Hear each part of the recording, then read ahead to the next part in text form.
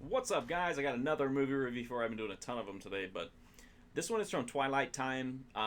They put out limited edition Blu-rays. I think they're all 3,000 except for a few horror ones and like big mainstream, big like hugely popular ones. I think get a little bit bigger run. This one is Bunny Lake is Missing. This is a 1965 thriller directed by Otto Preminger. It was I don't know, a lot of people who are like serious, serious film fans who don't really like this one that well because I don't really understand why. I think it's a really cool movie. It's about a woman who is moving into a new house in kind of a new area, and she drops her kid off at school, and then she goes and meets the movers, and yada yada yada. She ends up back at the school, and her kid's not there, and the lady that she left her kid with is not there, and her kid's teacher is not there. Her brother shows up and tries to help, and the police show up and try to help, and essentially what it starts to look like is this girl never existed. When they go back to her house, and all the kid's stuff is gone.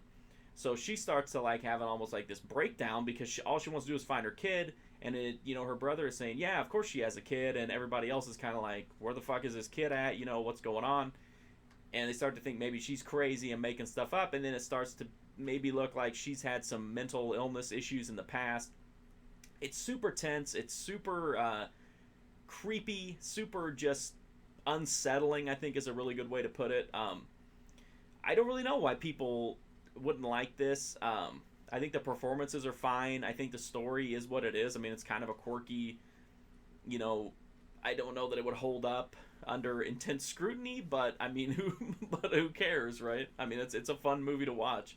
I think my favorite part of this movie is Noel Coward, who plays a landlord who carries a chihuahua. I love chihuahuas. He carries a chihuahua wrapped up in blankets, and its tongue is hanging out, and he's just this lecherous old fuck, man. And all he wants to do is get with the mom, and he's whispering in her ear about his honey-soaked voice and how women find it so seductive.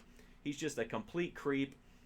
Everyone in this movie really comes off like you wouldn't want to trust them. Like there's even the people who are trustworthy figures, like the police or the people who run the school, or even her own brother or the woman herself. Like there's just you just don't feel like you can trust anybody, and that's a weird feeling in a movie because normally they kind of give you that rock to lean on that you can be like, okay, no matter what, I can trust this guy.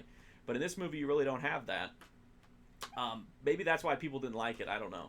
I think it was really fun. The Blu-ray from Twilight Time has a new HD transfer. It's got an isolated score, like Twilight Time always does those. Audio commentary track and original trailers.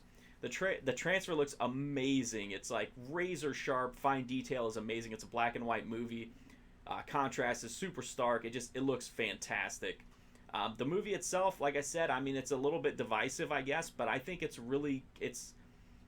I guess maybe just when you think of Otto Preminger, you don't think of this kind of like, I don't even know any other way to put it other than kind of like pulpy, I guess. It's not like super, a super polished, refined story. It's definitely got some gaps in it, but it's just entertaining. It's just fun to watch. The performances are good.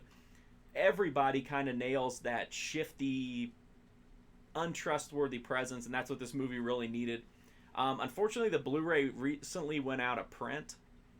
So if you want it, it was $30 when it existed, but they did have it on sale a few times. And I think I got it when there were less than 20 copies left. So check eBay. Try not to pay too much more than the original $30 price. Some of them skyrocket. Some of them stay right around $30. If not, just check it out somewhere else. It's on streaming and VOD. There are DVDs available. I would definitely recommend not paying a crazy price for it and just seeing the movie. I mean, it's nice to see it in HD, but it's not a necessity. So that's Bunny Lake is Missing.